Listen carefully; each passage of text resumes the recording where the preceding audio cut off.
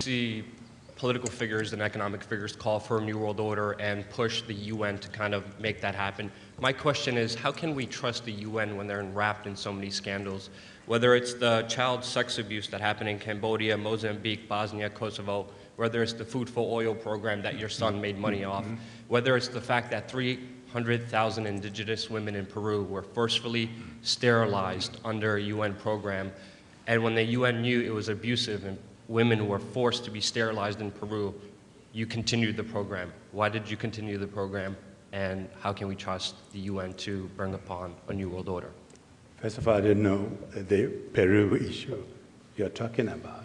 But it was the UN Population Fund. Let me tell you that the UN is member states. When you raise all these issues, that the UN hasn't stopped, that the UN hasn't been able to resolve. We have to put things in context. The UN is the member states, your government and my government.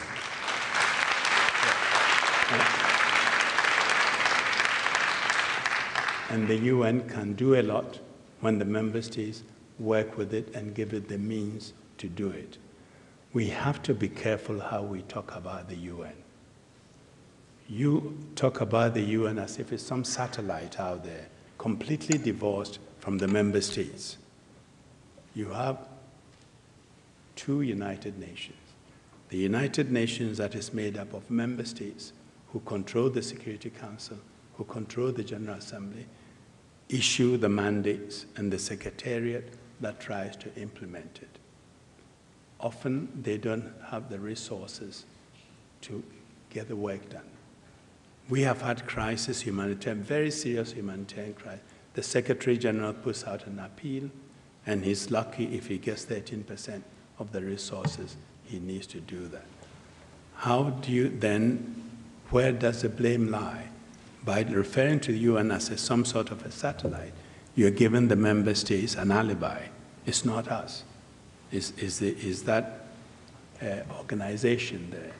And I don't think it's fair to the victims you're trying to speak for, nor is it fair to the United Nations, or does it make the member states responsible? Yeah. I think for the UN to be effective, the member states should